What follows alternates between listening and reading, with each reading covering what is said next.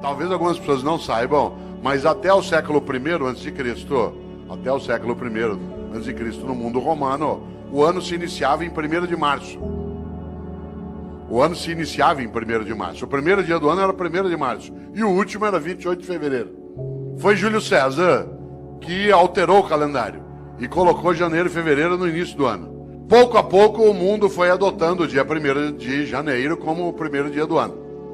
O único país do mundo em que o ano continua começando em março é o Brasil, né, que é um país clássico, né, um país clássico que não aceita essas modernidades de Júlio César. E para nós, em março ainda não começou, né? Olha que coisa interessante. No entanto, no passado se usava o último dia do ano, que no caso era 28 de fevereiro, para pensar sobre a vida.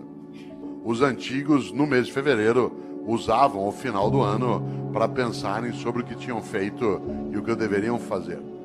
Nós passamos a fazer isso com dezembro. Quando se aproxima 31 de dezembro, alguns e algumas têm o hábito de pensar naquilo que fizeram. Isso é típico de algumas religiões, entre elas o judaísmo, o islamismo e o cristianismo, que tem uma ideia muito forte na vida. Tenha você ou eu religião ou não, há uma questão séria nessas religiões. Elas têm uma coisa chamada juízo final. O que me assusta na ideia de juízo final não é o fato de ser final, mas o fato de ser juízo. Porque na crença dessas religiões, insisto, acredite você ou não, essa é uma questão tua privada, há algo decisivo. Elas acreditam que ao final da tua existência, a divindade vai te chamar no canto e falar, vem aqui para um particular. Seguinte, durante a tua vida, por que é que fez o que fez? E por que é que não fez o que não fez? Aliás, por que é que fez o que fez do modo como fez? E por que é que deixou de fazer o que deveria ter feito? Essa é uma pergunta séria. Os cristãos construíram, a partir da influência judaica, uma percepção. E essa percepção ela se consignou na ideia também de juízo final no último livro da Bíblia dos cristãos, que é aquele que fala do fim, que é o livro da Revelação ou o livro do Apocalipse. E se você observa, lá no livro do Apocalipse, no capítulo 3, versículo 15 e 16, os cristãos escreveram: Deus vomitará os mornos. Deus vomitará os mornos. Aliás, a frase completa é: porque tu não és quente nem frio, hei de vomitar-te. Olha que frase forte. Conhece gente morna? Gente que não é quente nem fria, gente que é mais ou menos, que é quente ou frio não, que não cheira nem fede. Sabe gente morna? Morna no trabalho, morna na comunidade, morna na prefeitura, morna na câmara, morna na escola, morna. Não é quente nem fria, gente que não tem compromisso, mais ou menos compromissado, mais ou menos competente, mais ou menos servidor, mais ou menos religioso, mais ou menos político, mais ou menos. Deus vomitará os mornos. Sabe aquela pessoa que é morna? Morna no casamento. E aí como é que tá o casamento? Tá ruim com ele, pior sem ele. Morna na comunidade. E aí como é que tá o debate em Campinas sobre a política? Vamos levando, né? E aí lá na prefeitura, vamos ver o que dá, né? E a escola, como é que tá? Não sei, vamos ver, falta pouco para eu aposentar. Deus vomitará os mornos. Gente que é morna na amizade. Você vai apertar a mão dela, com licença, ela dá só a pontinha do dedo. Você aperta aquela minhoca desmilinguida. Você vai abraçar, a pessoa abraça meio de lado, meio parece que tem nojo. Sabe gente que economiza afeto? Pessoas que esquecem que afeto e conhecimento é uma coisa que se você guardar, você perde. Gente que é morna na cidade, morna no casamento, morna no serviço público. Morna, não é quente nem fria. É morna na religião. Conheço gente, por exemplo, que vai a um culto ou uma missa. Um dos meus sobrinhos é pastor presbiteriano aqui em Campinas. E às vezes a gente brinca, né, sobre isso, curiosamente. Porque tem gente que vai a um culto ou uma missa e escolhe o horário da missa, por exemplo, pelo tamanho rápido que ela tem. Se eu vou à missa das 10, naquela igreja que o padre faz uma missa rapidinho. Então vai para quê? Ou você acha que teu Deus é tonto?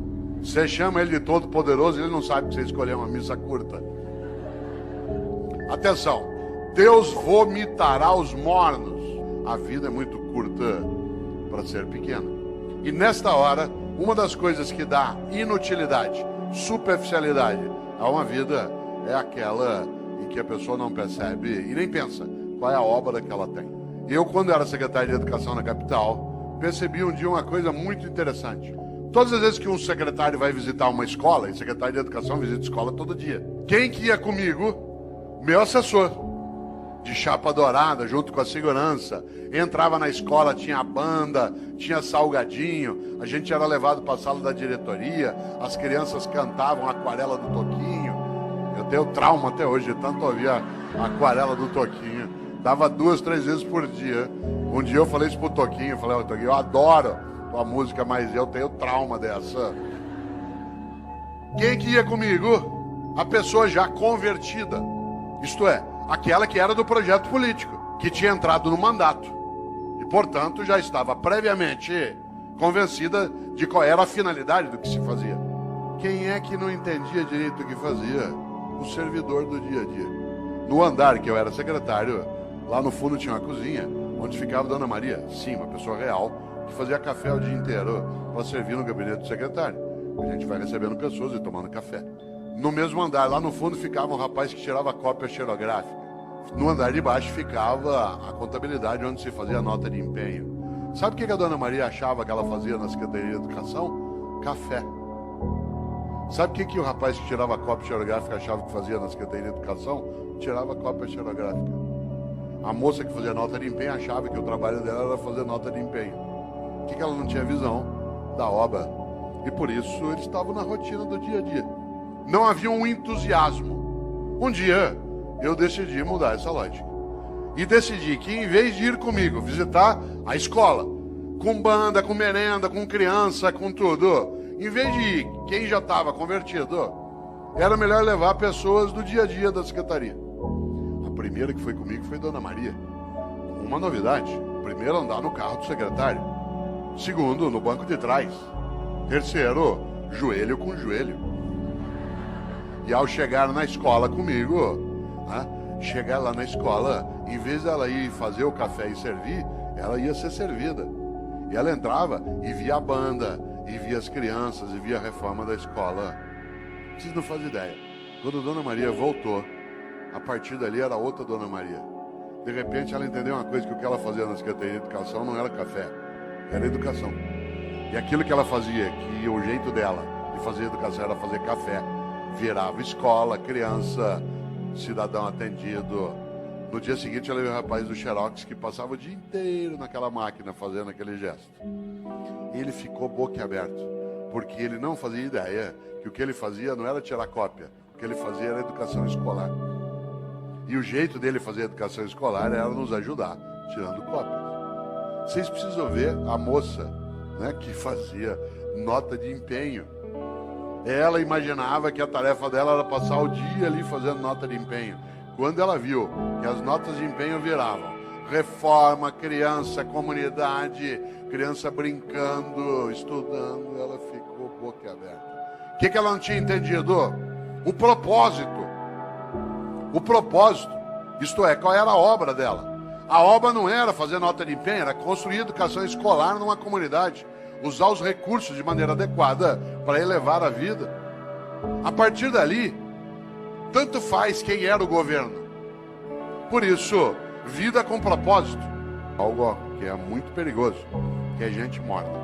Porque essa gente morna, ela, de maneira geral, ela acha que o que ela faz é só aquilo como um emprego. Isso é comum. Isso é comum, inclusive, a pessoas que no dia a dia, você sabe, eles argumentam que ele vai ser mais ou menos, mas também pelo salário que me pagam. Você já imaginou esse princípio aplicado ao corpo de bombeiros? Tua casa está pegando fogo, já apagaram a sala, a cozinha. De repente você olha, o bombeiro está enrolando as mangueiras, guardando. Fala, onde você vai? Ué, 5 horas, é o meu horário. Então, mas tá pegando fogo lá. Não, mas é o meu horário, me paga até essa hora.